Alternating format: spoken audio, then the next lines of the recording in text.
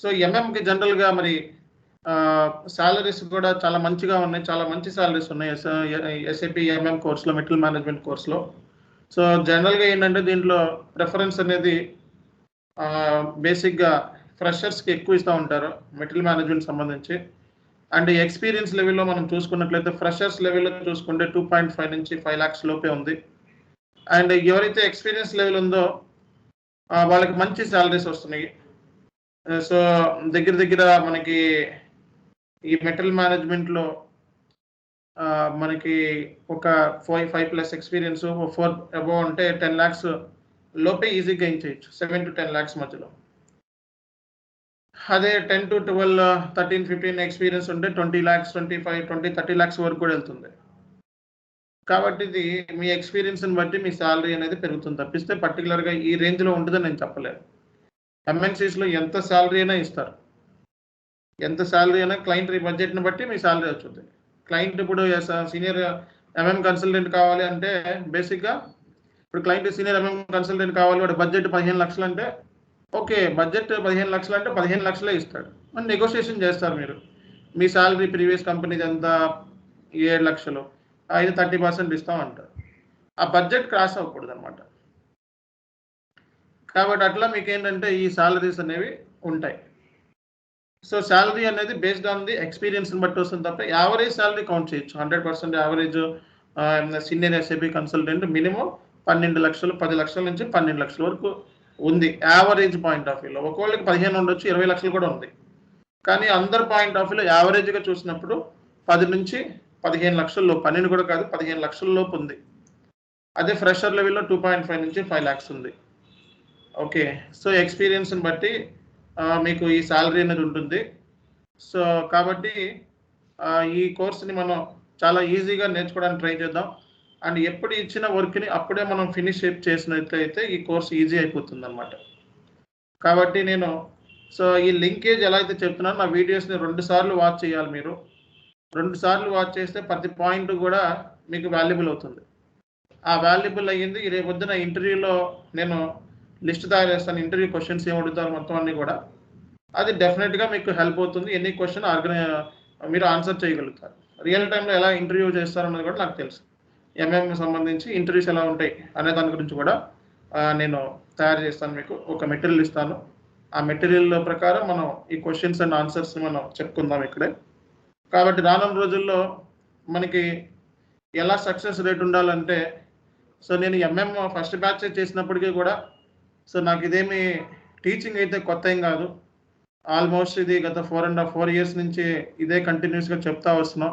అది ఎంఎం అయినా, ఎస్డి అయినా, పీపీ అయినా, పిఎస్ అయినా ఆల్మోస్ట్ నేను కార్పొరేట్ ట్రైనర్ని, కంపెనీస్లో ట్రైనింగ్ ఇస్తూ ఉంటాం. కాబట్టి మనకి ఎఫ్ఐ అయినా ఒకటే, ఎంఎం అయినా ఒకటే, ఎస్డి అయినా ఒకటే. బట్ ఏంటంటే రోజు ఒక దాని మీద పని చేస్తూ ఉంటే ఏంటంటే దాని మీద కొంచెం నాలెడ్జ్ ఎక్కువ ఉంటుంది. బట్ అట్లాగే ఏంటంటే ఎంఎంలో నాలెడ్జ్ లేదని కాదు ఇక్కడ దాని అర్థం.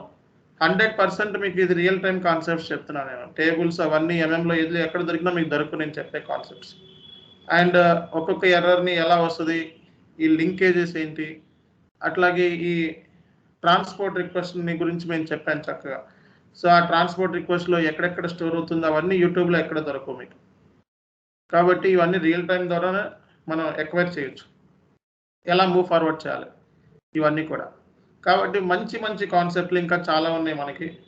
Okay, procurement activities, special procurement activities ఉన్నాయి, కండిషన్స్ ఉన్నాయి, ప్రైజింగ్ ప్రొసీజర్స్ ఉన్నాయి. ఓకే, ఇవన్నిటికి లింకేజెస్ తెలియాలి. ఫస్ట్ లింకేజెస్ తెలిస్తే ఈజీ అయిపోతుంది మీకు. ఓకే, ఆ లింకేజ్ తెలిస్తే కాన్ఫిగరేషన్ చేయడం ఎంతసేపు. కాన్ఫిగరేషన్ చేయటం dead easy. Okay, configuration is nothing else. Configuration చేసిన తర్వాత ఎండ్ రిజల్ట్ ఏదైతే టెస్టింగ్, అది కొంచెం డిఫికల్ట్గా ఉంటుంది. టెస్టింగ్ చేసేటప్పుడు ఎర్రర్స్ వస్తూ ఉంటాయి. ఆ ఎర్రర్స్ని రెక్టిఫై చేయటమే గేమ్. అది మీరు ఎంత త్వరగా మీరు ఆ లెవెల్ ఆఫ్ నాలెడ్జ్ని ఎక్వైర్ చేస్తారో, ఆ కాన్ఫిగరేషన్ ఎందుకు ఏంటి అనే ప్రాపర్ అనాలిసిస్ చేస్తే ఎంఎం కన్సల్టెంట్ కింద మనం రియల్ టైంలో ఈజీగా సర్వైవ్ అవ్వచ్చు. గల్ఫ్లో మంచి ఆపర్చునిటీస్ ఉన్నాయి. ఈ ప్రతి మ్యానుఫ్యాక్చరింగ్ కంపెనీకి ఎఫ్ఐఓడి కంటే ఎంఎంఓడికి కావాలి, కన్ఫామ్గా కావాల్సిందే. ఓకే, గల్ఫ్ కంట్రీస్లో అయితే విపరీతమైన ఆపర్చునిటీస్ ఎంఎం సంబంధించి. ఈ గల్ఫ్ కంట్రీస్లో అయితే మాత్రం మామూలుగా ఉండవు. అక్కడంతా దుబాయ్ ఆయిల్ పర్చేజ్ ఆర్డర్స్ ఇవన్నీ మీరోస్ ఇవన్నీ 100% వాళ్ళకి కావాల్సిందే.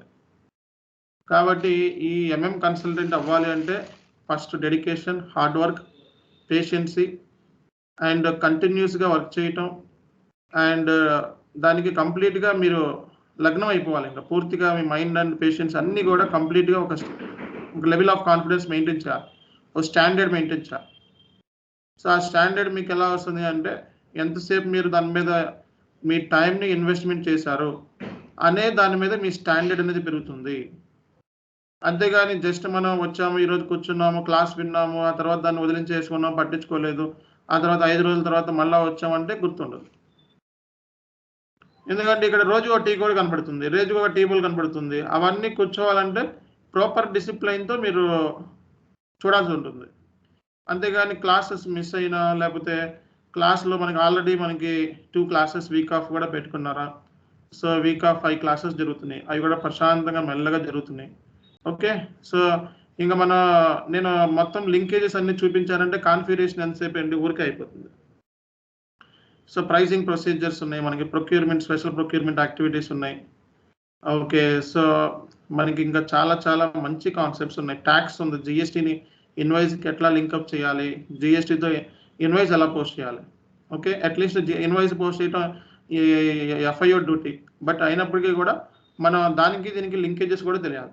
పర్చేజ్ ఆర్డర్ క్రియేట్ చేస్తాం, రేపు పొద్దున్న రిక్విజిషన్ క్రియేట్ చేస్తాం, ఎల్లుండి ఇన్వాయిస్ పోస్ట్ చేస్తాం. ఆ తర్వాత ఈ మూడింటికి లింకేజ్ ఏంటి, ఓవరాల్గా ఎక్కడి నుంచి స్టార్ట్ అవుతుంది, ఆ మూమెంట్ టైప్స్ ఏంటి, ఇంటిగ్రేషన్ ఏంటి, ఆ తర్వాత మళ్ళీ వేరే ఇంటిగ్రేషన్ గురించి మాట్లాడుతూ ఉంటాం. కాబట్టి మెల్లమెల్లగా కాన్సెప్ట్లు జరుగుతున్నప్పుడు దాన్ని యూటిలైజ్ చేసుకోండి. ఎప్పుడు ఇచ్చిన వర్క్ని అప్పుడు కంప్లీట్ చేయండి, ఎప్పుడు చేసిన పని అప్పుడు చేసేయండి, దాన్ని పొడిగించొద్దు, త్వరగా చేయండి. ఓకే, ఒక్క రోజు కూడా టైం వేస్ట్ చేయొద్దు. సో నా వరకు నేనైతే మాత్రం మంచిగా మీకు ఎక్స్ప్లెనేషన్ ఇస్తున్నా. ఫస్ట్ బ్యాచ్ కాబట్టి ఎంతో టైం తీసుకొని చెప్తున్నా. అదే ఎఫ్ఐలో అయితే ఎంత టైం కూడా స్పెండ్ చేయను, నేను టక లేపుకుంటా పోతాను. But so material management I need to prove my self because you need to get job.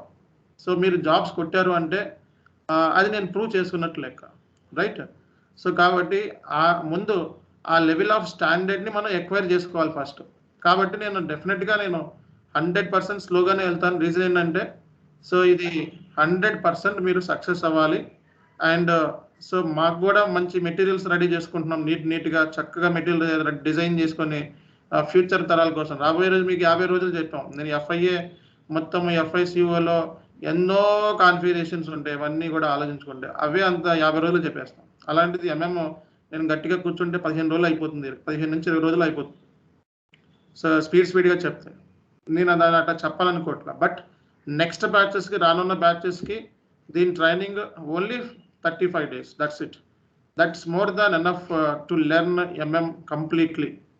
Okay, అది మీకు రానున్న రోజుల్లో మీ చేత చేయిస్తాను, అసైన్మెంట్స్ చేయిస్తాను, అండ్ ఇంటర్వ్యూ సెషన్ తీసుకుంటాను, మాక్ టెస్టులు తీసుకుంటాను. మనకి స్పెషల్గా సంబంధించి కుదిరితే ఇంటరాక్షన్ గ్రూప్ని కూడా క్రియేట్ చేద్దాం, అండ్ స్పెషల్ ఇంటరాక్షన్ గ్రూప్ని క్రియేట్ చేద్దాం. లేకపోతే సో ఈ సంబంధించి మన స్పెషల్ ఇంటరాక్షన్ గ్రూప్ కూడా అయిపోతుంది. నాకు ఇప్పుడు కాల్స్ ఈ మెటీరియల్ మేనేజ్మెంట్కి ఎన్నో వచ్చేసినాయి, నేను యాడ్ చేసుకోవట్లేదు. సో అదే అడిగాను ఇందాక, మోగ్లీని ఎట్లా యాడ్ చేశారు, మధ్యలో వచ్చారని అర్థం కాదు అని చెప్పి. నాకు దగ్గర ఒక 20 మంది జాయిన్ అవ్వడానికి రెడీగా ఉన్నారు వాళ్ళు. ఓకే, సో ఎందుకంటే సంబంధించి ప్రాపర్ ట్రైనర్స్ మార్కెట్లో లేరు, ఉన్నా అది అర్థం కావట్లేదు, ఇంగ్లీష్లో ఉంటాయి, అది మన తెలుగు వాళ్ళకి అర్థం కాదు. కాబట్టి సో దీన్ని కంప్లీట్ క్లియర్ పిక్చర్గా ఎక్స్ప్లెనేషన్ చెప్పేవాళ్ళు మార్కెట్లో తక్కువ ఉన్నారు సంబంధించి, అది ఫ్యాక్ట్. సో కాబట్టి ఇది మనం సింప్లిఫై చేసి ఒక్కొక్క పాయింట్ నీట్గా మనం చెప్పుకుంటే ఆ లింకేజ్ అర్థమవుతుంది. ఈ 2 రోజులు కూడా మీరు కూర్చొని సక్సెస్ అవ్వండి. ఇప్పటి వరకు ఏం చెప్పామో ఇంటర్ఫేస్ స్ట్రక్చర్ చెప్పుకున్నాం, ఆ కాన్ఫిగరేషన్ చేసేసి రెడీగా ఉండండి. ఆ తర్వాత ఇంటర్ఫేస్ స్ట్రక్చర్లో ఏంటి, పర్చేస్ ఆర్గనైజేషన్ దేంతో లింక్ అయ్యింది, దాంతో ఎందుకు లింక్ అయింది, దీంతో ఎందుకు లింక్ అవ్వలేదు, ఈ అనాలిసిస్ని మెల్లమెల్లగా గెయిన్ చేయండి. ఓకే, అండ్ ఈ రిఫరెన్స్తో ఏంటి, రిఫరెన్స్ అంటే ఏంటి, స్టాండర్డ్ పర్చేస్ ఆర్గనైజేషన్ అంటే ఏంటి, దీనికి తేడా ఏంటి, సో మళ్ళీ ఈ పర్చేస్ ఆర్డర్ క్రియేట్ చేసేటప్పుడు ఏమేమి ఉన్నాయి ఇక్కడ ఆప్షన్స్, ఇవన్నీ కూడా మళ్ళీ రిపీట్ అవుతాయి, మొత్తం ఆల్ రిపీట్ అవుతాయి, నేను చెప్పినవన్నీ కూడా రిపీట్ అవుతాయి. ఓకే, సో క్లాసులు చెప్పుకుంటా పోతాం, మళ్ళీ లింకేజ్ తీసుకొస్తూ ఉంటా, దీనికి దానికి లింకేజ్.